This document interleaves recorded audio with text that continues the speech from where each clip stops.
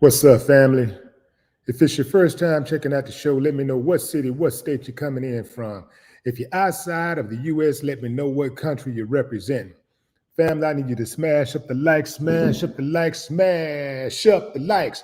Also, if you have not done so already, after you subscribe on YouTube, there's a little bell next to your subscribe button. Go ahead and click that thing right now so you can get your notifications each time I drop a new video like this. That way you'll be in the loop. Family, make sure you let me know what city, what state you're coming in from. I need to know where you're coming in from. If you're outside of the U.S., make sure you throw up your flag. This is the only place you're going to be able to throw that flag up and not get shot at or get checked. You dig what I'm saying? You ain't have to go to jail or none of that. Just throw your flag up. Let me know where you're coming from. I'm going in, fam. We got some real sad news out of H-Town. I want to put up a picture right quick of this guy. This is DJ Hayden. He's a former cornerback, NFL cornerback, who was a first-round pick in the 2013 draft. He was killed in a horrific car crash in Houston that claimed the lives of six people. The accident happened at 2 a.m. on Saturday. And really, fam, I kind of cringe when I call it, just calling it an accident. Because when somebody is driving in excess of 100 miles an hour, that's no accident. And somebody get killed, that's no accident to me. You know the consequences. It's like pulling out a gun and shooting in a crowd and getting surprised that somebody got hit and died. But this accident happened at 2 a.m. on Saturday, according to the Houston Police Department, Assistant Chief Megan Howard. And it involved an Acura SUV and a Chrysler 300 that ran a red light on Fannin Street downtown. The assistant chief said it appears that one of the cars were traveling very fast, high velocity, and at the scene there were a total of 4 people who were pronounced deceased. 4 other people went to jail. 4 other people went to the hospital and 2 died at the hospital. 5 men, 1 woman was killed in the crash. I want y'all to follow me, fam, because I'm going to give you some life-saving advice. I got some experience with this speeding thing and being involved in high-speed crashes. And I'm going to give you some information that could save your life. I know a lot of you have been driving for years and all your life, and you probably think you got it down pat. But just like when you get a ticket and you have to go to defensive driving, and all of a sudden you just become way more aware of your surroundings, it's always good to brush up. It's always good to get that little reminder so that you can be alert. According to Joseph Dort of the Houston Chronicle, one of the deceased is former NFL player DJ Hayden, who played for the Raiders, Lions, Jaguars, and Washington. Prior to the NFL, Hayden played 2 seasons, 2011 and 2012, at the University of Houston. And during his senior year, he had a near fatal incident or injury with his heart. And this happened during practice. He almost didn't make it. But this guy survived the incident and was drafted, get this, as the 12th overall pick in the 2013 draft. DJ logged 328 tackles, 4.5 sacks, 4 interceptions, and 4 forced fumbles in his 9-year career. Another football player was also killed in the crash. Defensive back Zach McMillan, who also played for the Houston Cougars. DJ was only 33 years old. 33 years old. Now let me show y'all some of these pictures, fam. As you can look at the car right now and see how mangled it is. You can see it right now. Look at that car. This is, let me show you some more pictures. Let me get some more pictures in it. Look at this. Look at that. You say, how do 6 people die in a car accident? Look at that car. And you tell me what your chances are of surviving something like that. These are the 2 vehicles. That's the Acura turned upside down. And that's the 300 that you can see right just in the background in front of the police car with the airbags deployed. That's the Chrysler 300. The person who caused the crash I'm uncertain who was in what car, but the person that caused the crash also died. The person who was speeding, who ran a red light, speeding and ran a red light, was also killed. That's significant because oftentimes the person who's speeding, the person who's drunk and driving, they tend to survive.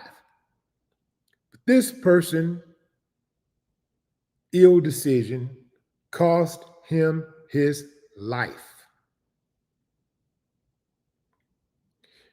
Now, y'all know that the holidays are amongst us. For some reason, well, I know what the reason is, but we get a spike in fatalities during the holiday months. People are drinking more. They're more in a celebratory mood. They are not focused. They're not paying attention to the road. People got shopping on their mind. They're going one place to the next. They're going 20, 30 places in one day. They're doing a lot more driving. People experience depression during the holidays. So you got people who are depressed. You got people who are angry. You're dealing with road rage. So you're dealing with people who have a disregard for traffic laws. They're speeding. They're running red lights. And there's a lot of just chaos associated with the holidays. It's supposed to be a good time, right? But there's a lot of chaos associated with holidays. And people are just not focused. And really, as much as you have people who decide that I'm going to be a little lighthearted at this time of the year, and it's all about Christmas carols and giving thanks, there are people out there who are going through it and they don't know how to channel their aggression. They don't know how to properly channel their anger. So they let it out on society at large. And people, there's an uptick in violence. A lot of car crashes, a lot of fatal accidents, because there's more people on the roads. People are traveling to visit family and friends. So more people are out on the roads. These streets are already dangerous, but they're particularly dangerous during the holiday months. So what I employ each of you to do is to try to be more alert, more focused more attentive as you move around in these streets. All kinds of chaos. These cars are beautiful. Cars are a wonderment, but they can be very dangerous. So it's always safety first, because you can be in the car on the phone, just, enjoying the conversation or whatever, and not fully focused on what's going on around you. You can have just bought yourself a new car, and somebody bought you a car, and you're riding and you're just having fun. You got your friends in your car, you're out laughing, you're going back, you're reminiscing, and ha ha ha ha, and boom, just like that, out of nowhere, life over. You didn't even have time to think about it. You have to be paying attention to your surroundings when you're out here in these streets. You got to. So, as I told you guys, there was some new details in here. I was able to find this post by a woman named Lynn Dow. Lynn is the mother-in-law to DJ. She is the mother-in-law to DJ. Let's see if I can put up a post here. This is Lynn's post. Rest in paradise, DJ Hayden, my son in love. Never heard that expression before, son in love. That's beautiful. I promise to be right here every step of the way, helping being a part of Dylan and Demi's life. Your death was a premature death, and an individual made a poor choice, and now more than 6 lives have been taken. Thank you for an outstanding girl dad, an amazing father. You left a legacy in the football world. You beat all the odds after a life-threatening injury, and God healed you. And you came back first-round draft to the Oakland Raiders. Because of you, I went to a real live Thanksgiving football game with the lights, camera action. We were real life football game with all the lights, camera action. We were treated like VIP, rolling with DJ Hayden in that big old truck, sitting up high. LOL. Fly, my son. I love you always and forever. Now, here's a picture of DJ's kids, Dylan and Demi. I think these are, these are his kids, DJ and Dylan. That's them on the first day of school.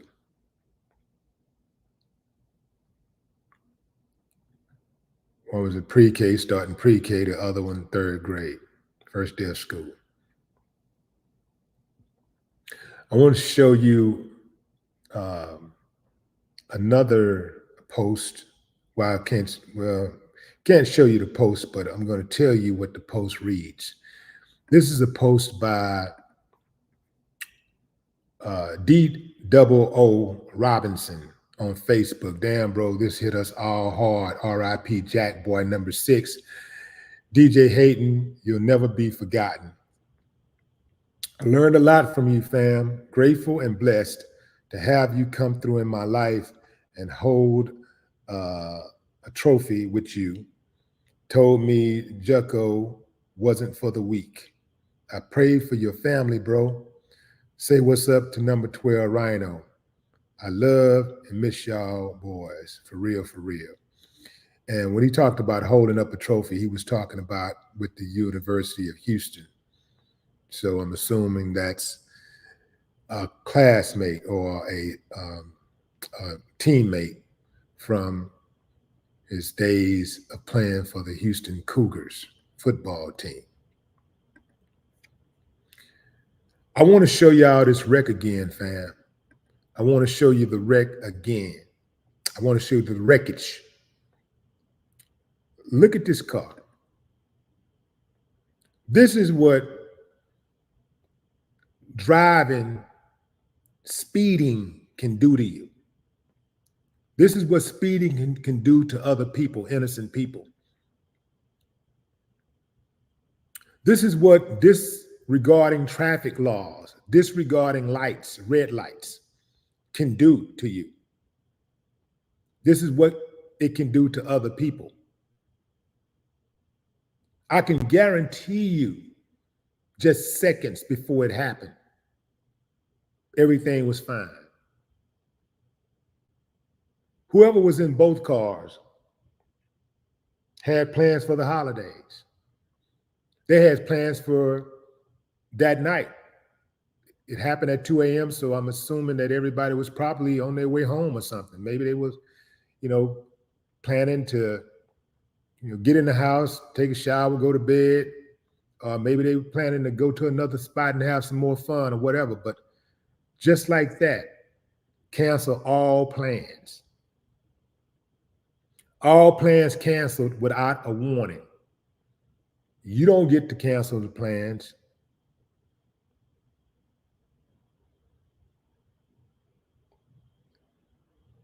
The universe canceled the plans. Because somebody decided to get behind the wheel of a car and drive like a maniac, speeding through a red light.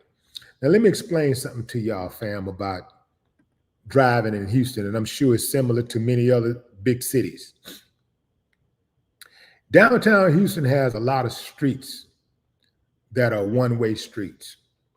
And then we have streets that are, some of those streets you can turn, there's double turn lanes. And sometimes it can be confusing. I'm from Houston, and I've made the mistake a few times going down a one-way street. Why? Just simply not just really just paying attention. Taking for granted that, okay, this street is a two-way street, or taking for granted that it's a one-way street, but a one-way street going in the direction that I'm traveling. And boom, you look up, oh shit, easy, it could happen easily. I got a family member who died, who was killed by someone going down the wrong way, traveling the wrong way on the street. Killed her and two of her babies.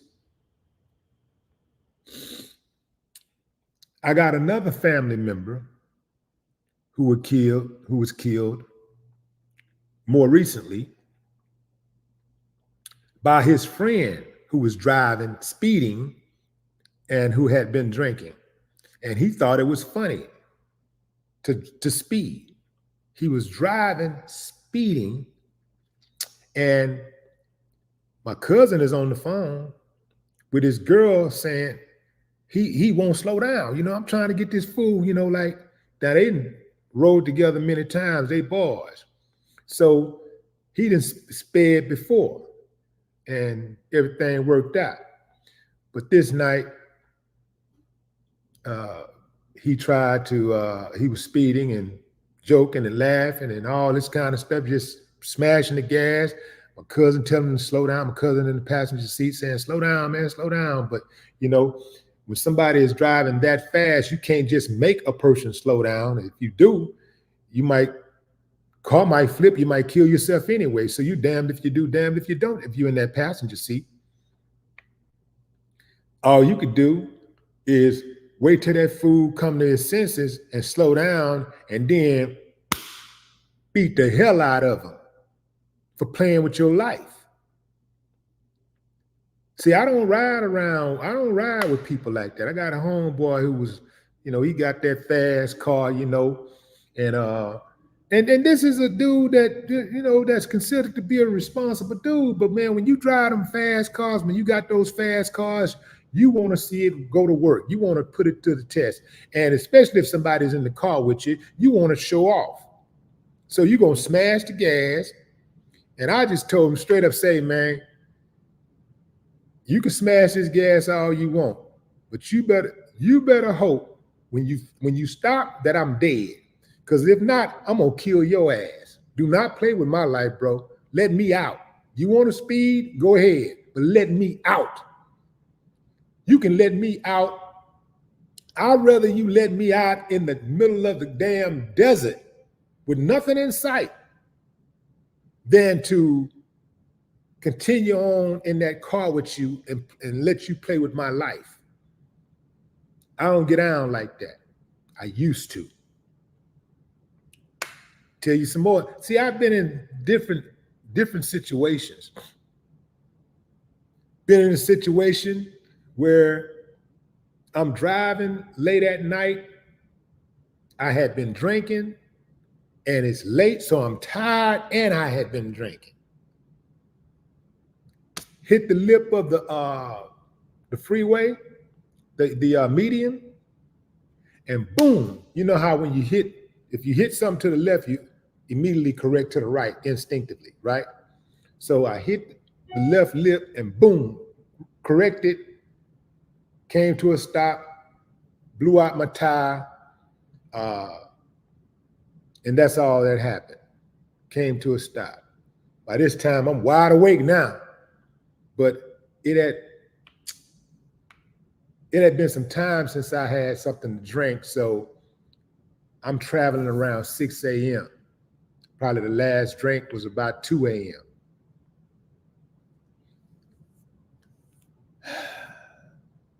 Another situation. I'm driving my Maserati, drop top Maserati on the freeway in Houston. And I think I had 160 on the speedometer, and I pushed the whole 160. Top down, and I got my boy in the passenger seat, my homeboy. I love my homeboy and I love his family. I love myself and I love my family, but I'm gambling with our lives. I'm just, and it's funny to me because he's scared. He over in the passenger seat holding on like this, but trying to be cool about it. But I can tell he's scared. I come to a stop. When I finally stopped, I did it for about 2 minutes. It seemed like longer than that because I was just zipping past cars. I would look at something, I'd say 3, 2, 1, 3, 2, 1. I'm just. When I came to a stop, I came to my senses. I didn't verbalize it at that time, but I was thinking about it. I was like, damn, what if I had hit a little bump or a crack in the road or something? What if an object had been in the middle of the road that I didn't see, I wasn't aware of, and I hit it? We dead. Just like that, we would have been dead. But when you're not thinking logically, when you just, you're just looking for that thrill, you're looking for that burst of adrenaline, you make mistakes. You make mistakes, and those mistakes can be fatal. So I'm imploring you guys, all of y'all, man, y'all, respect these cars, respect the streets, respect your fellow drivers. Because some of us, our attitude's so bad, when somebody cut us off, we ready to kill something. We forgot we cut somebody off right before somebody just cut us off. We forgot we cut somebody off last week, last month. All of a sudden, we driving good, we driving perfect, so we want everybody else to drive perfect. We got to be able to give each other grace when we out here on these streets. And we got to be able to swallow our pride. Because see, pride can get you shot in the head. Pride can put you in the morgue sometime. Pride can put you in a penitentiary for a long time. And you wonder, you sit back like, damn, I threw it all away for that, over something I would have forgotten after. How many times have you guys been involved in road rage and you just know you've been involved in road rage, but you can't even remember when and where it was or who you was road raging against? Trivial, insignificant stuff, and we're throwing our lives away, killing people over just nothing. So you got to be proactive before you walk. Look, let me tell you what I do, fam. Before I get in my car and start driving, I already made my mind up that I'm going to give grace if somebody cut me off. Now, it don't mean that I ain't going to get pissed off. But I'm not going to get pissed off and go, woo, woo, woo, roll down. What? I don't do all of that. I don't do none of that. Because I don't know when there's going to be another Willie D in that car, in the other car. You see what I'm saying? I don't know. I don't know when that other Willie D, that 20-something-year-old Willie D going to be in that other car. I don't know that. And everybody who got a gun think they bad. Or everybody who got a little fight in them think they can whoop the world. And that's how you get your head knocked off. Underestimating the op. Underestimating other people. That's how you get your head knocked off. So what I am suggesting, that all of us, as we move along in this wild, crazy, beautiful world, we exercise a little grace, just a little grace. Understand, when we out there on that road and somebody violate the traffic laws, or they cut in front of you, they driving a little too slow, maybe they're driving a little too fast, you rolling down your window, talking shit, it's not going to make anything better. You could put yourself in the line of fire. A lot of idiots out there. Let that fool go on about his business and shoot somebody else. Let him throw his life away and let somebody else shoot that fool and end up going to jail and paying for lawyers and all that kind of stuff. Let somebody else deal with him. He's a crash dummy. Just get out the way and let him crash into somebody else. Some people don't really like getting along. Some people just don't like people. So they don't know how to communicate. They don't know how to get on. Some people are tired of living. You do not want to be around people who are tired of living. You do not want to run somebody hot who is tired of living. Somebody who's given up on life. You do not want to run into that person. Just dip out the way. Pity, get on out of the way. Let that fool run into somebody else. The speeding. Just because you have 160 on your speedometer does not mean you go 160 miles per hour. Now, I got speed, but I will hopefully never have to use it. The only reason why it's important to me is if I got to do a getaway, if I got to maybe run from a storm, or maybe the storm is coming in human format, somebody trying to get at me, whatever, and I got to smash the gas and get up out of there. But just smashing the gas because I'm trying to get to a party, I'm trying to get to an appointment, man, I'm a step. I want to make that light, but guess what? If I don't, it's okay. I'd rather be 5 minutes late, 10 minutes late for an appointment, for a business appointment, than 5 or 10 minutes late or 5 or 10 minutes early for that mortuary. Or let me put it like this, or 5 or 10 years earlier early for the mortuary. You know what I'm saying? For the mortuary. It's not that important. I want to make the light, but if I don't, I pump my brakes and I just let everything play out like it's supposed to.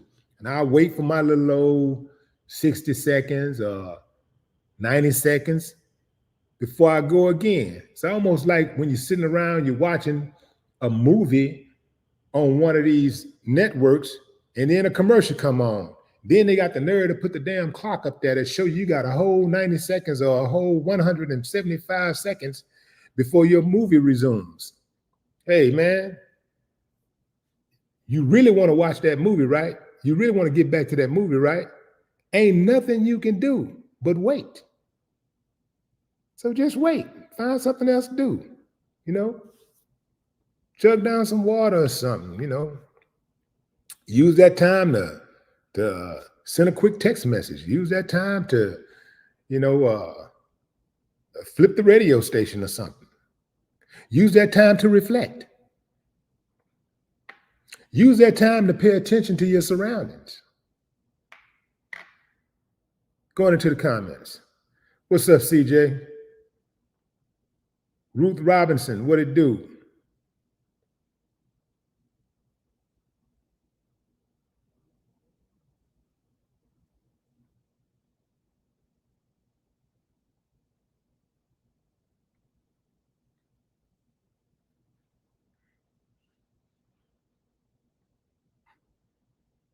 I heard somebody say stop texting and driving. Yeah, you shouldn't text and drive. But if you're at a stop sign, not a stop sign, but if you're at a light and you got time to shoot off a quick text, that ain't gonna hurt nothing. But if you can't avoid it altogether, then you avoid it altogether, right? But light turn, want to shoot out a quick text message, man, that ain't gonna hurt nothing, But they tell you not to do it at all. Son Tucci, what up?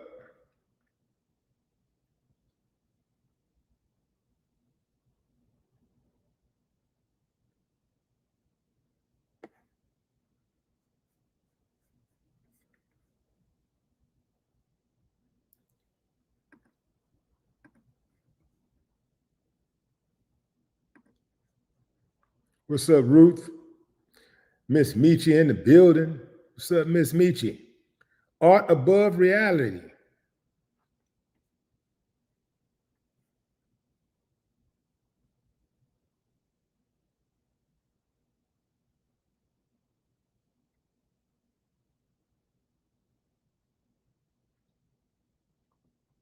So Maureen Stein says her son gets his license this year and she's worried about him driving.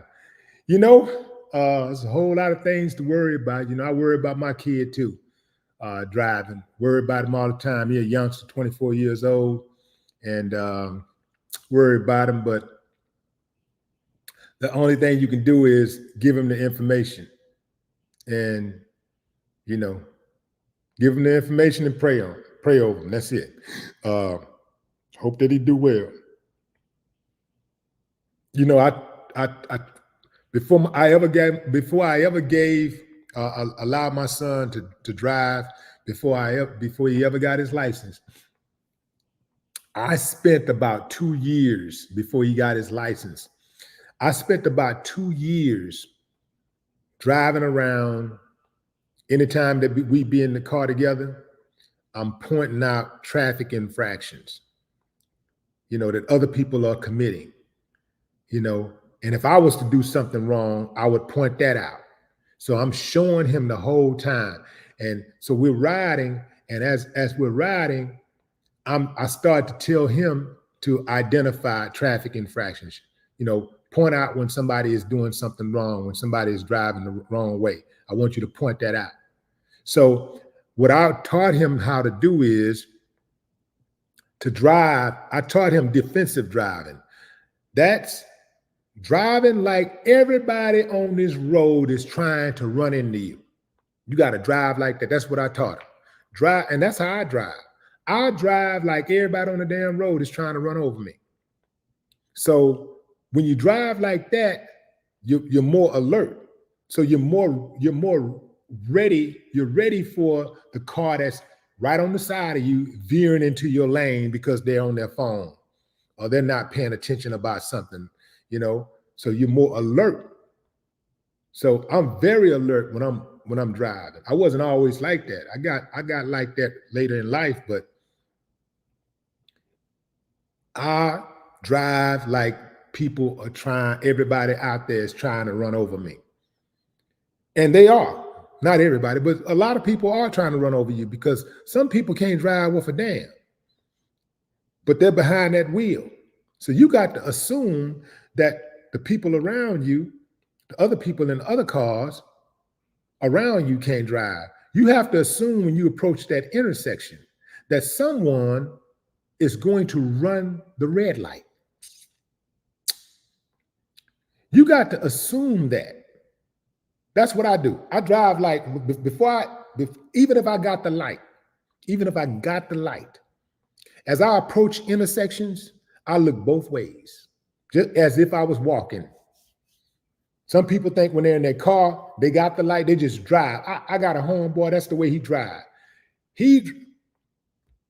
I told him time and time again, I'm not wishing bad on him, but I told him time and time again, one of these days you're gonna have a wreck because he do not look both ways before he crossed the street when he's driving. He's driving, he look up, see that light green, and he just start driving, going straight. He don't even do this at all. He just goes straight. I said, boy, you better pay attention to that road. You better pay attention to these fools who's gonna run that light. I assume people are going to run the light. So I look both ways before I cross intersections. That could save your life. That little gesture could save your life. So I taught my son to drive like people are trying to run over you. And some people are trying to run over you. Drive like you don't know. It's like, Grand Theft Auto. You don't know when something's going to pop out. Somebody's going to just jump out and walk across the street, or you don't know when there's going to be some type of object in the middle of the road. You don't know when there's going to be a pothole or something. So you drive, if you drive at the speed limit, if you drive at the speed limit and you are paying attention to your surroundings and you're looking ahead at the road, you're paying attention to the road, not just the sights that are alongside of the road. Pay attention to the road, not just the cars. You pay attention to the cars, you pay attention to the roads. Then you're less likely to have these type of issues. And if you're driving at the speed limit, typically if there's something in front of you, if there's something on the road, you'll be able to see it in time to get out of the way. But if you're not paying attention to that road and you just boom, oh, the hell was that? You got to pay attention to that road, and you got to respect these cars, because your life will be over just like this.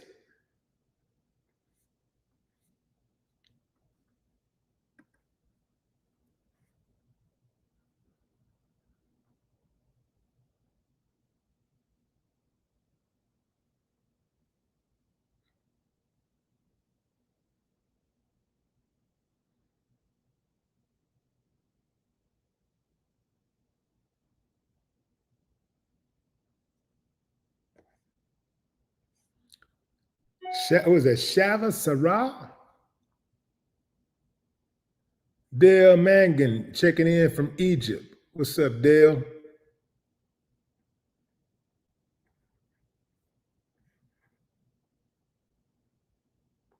RM, what up? Elder Misha, what it do?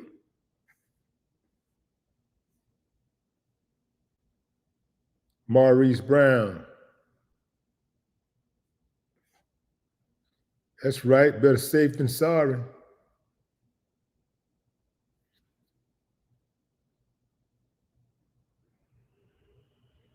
Run Black.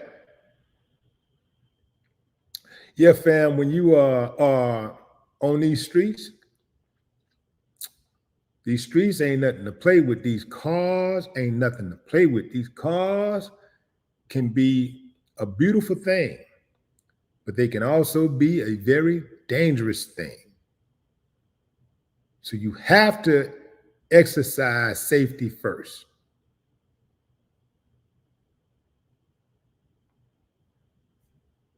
If you think safety first before you hop in these cars, usually you'll get back home in one piece.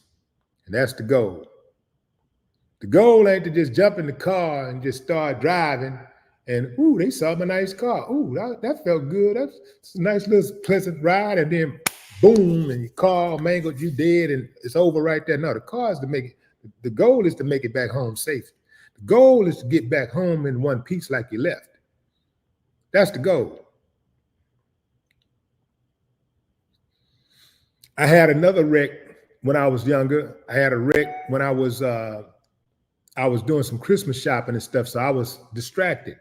I'm thinking about the next spot I got to go to. I got all this stuff on my mind, and messed around and jumped out in front of a car, and boom.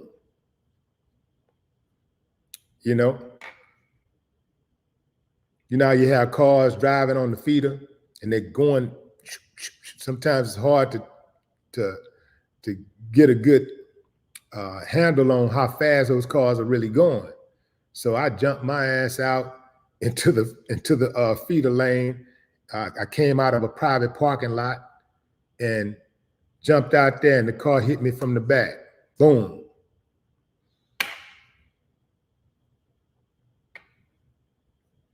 Had another buddy.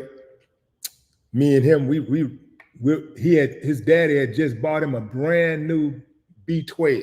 Y'all remember those little small trucks with the bed on the back? He had just bought him a brand new car, a brand new truck. He and I, downtown Houston, we got the light. We're riding on one of those one-way streets, one of the major streets. And then we got a lot of those major streets. You know how you had a lot of those side streets, those little side streets crossing the main street? Well, somebody ran the light on one of the side streets, hit us head on, totaled his truck, brand new truck, totally. Both of us were able to walk away unscathed. And so was the other guy. By the grace of God, we walked away unscathed. Unfortunately, a few years later, he lost his life in the streets.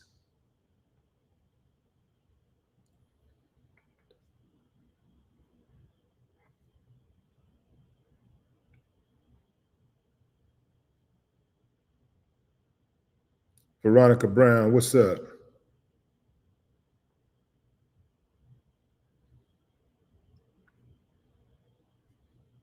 And I'm gonna tell you something, fam. I don't know what the hell going on in Houston. Houston people are driving like they New Yorkers now. We are getting a lot of migrants out here. We're getting a lot of people coming to Houston. A whole lot of new people moving out here. People are driving like maniacs. These people ain't got no courtesy. People are, people are just mad. Man, God damn, people are mad in this country. Every city you go, people just mad. I'm talking about mad over little stuff.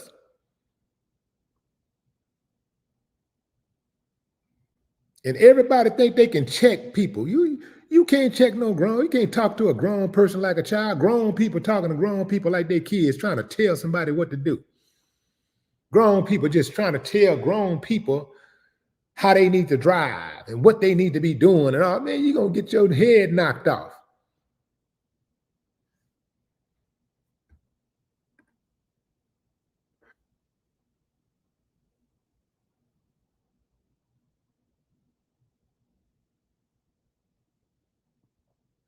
What's up, LaShawn Thomas?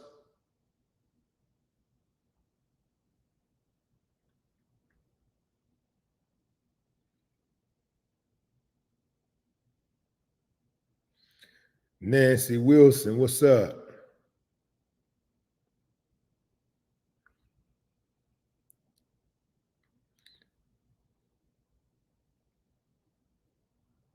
Yeah, I do believe COVID has a lot to do with it. I think COVID, man, it's like COVID, man. I think COVID and Donald Trump is responsible for the wickedness, all of the influx of wickedness in America. COVID and Donald Trump.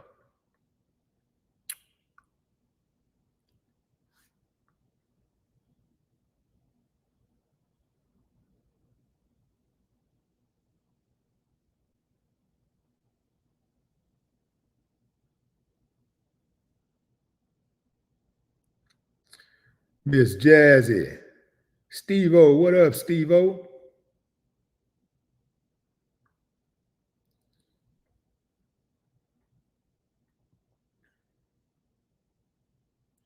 What up, Rick B?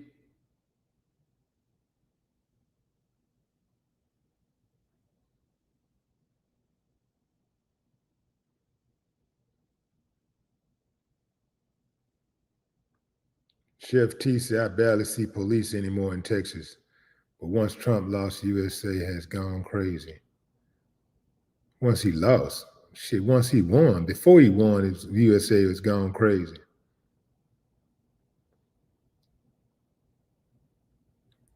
And you might not see police, but they're here. They're getting paid.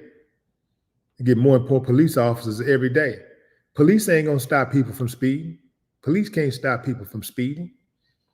I saw one post where somebody was saying, some woman said they need to bring back the traffic, those traffic cameras, so they can, they used to they used to have the lights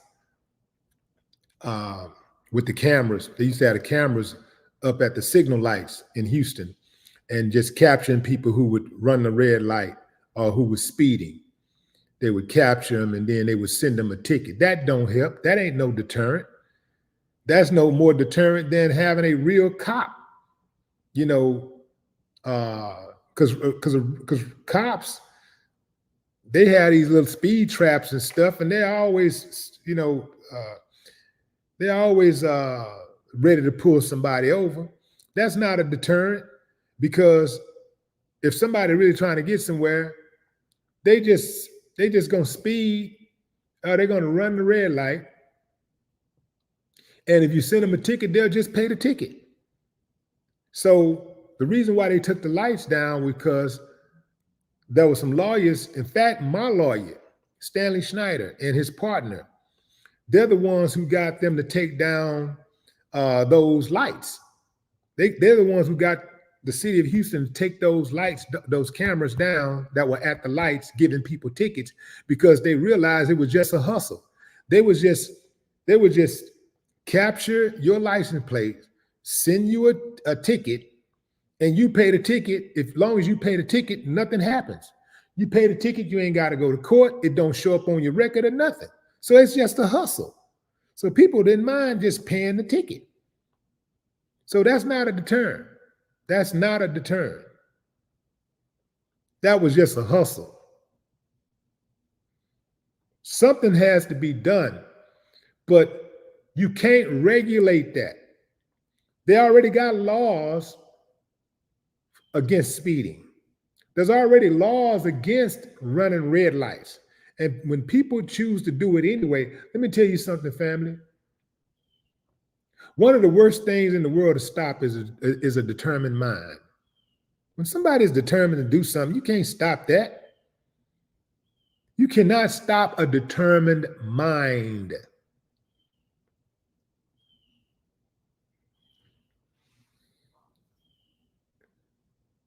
That's going to start inside. That starts inside. That starts with a person being determined to not speed. That starts with a person being determined to not run red lights and put their life in jeopardy and put other people's lives in jeopardy. That's where it starts. Now, what they need is education. People need to be educated and reminded. And I don't know, perhaps even rewarded. I don't know. But That's what needs to happen. People need to be educated. There needs to be social services put in place. That's where the deficit is, social services. That's where the deficit is. You can't regulate a person's morality. You can't regulate values. You can't regulate principles.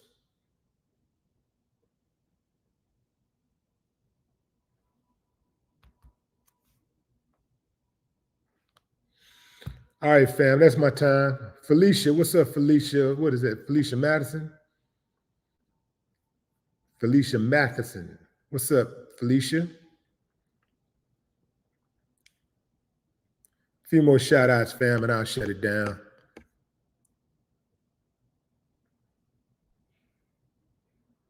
Veronica Brown, Soar Above, Smarty Pants, G Red Life,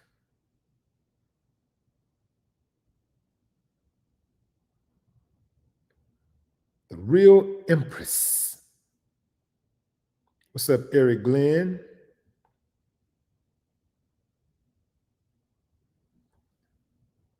Mary, I see you. All right, fam, that's my time. Thanks for joining the live. I am going to come back live again today. I don't know how many times, but at least one more time today. I'm going to do another live. Probably in the next couple of hours or so, I'll do another live. I got something else I want to share with y'all. Until next time, fam, take care of yourself. Y'all be careful out there on that road. R.I.P. DJ Hayden. No more talk.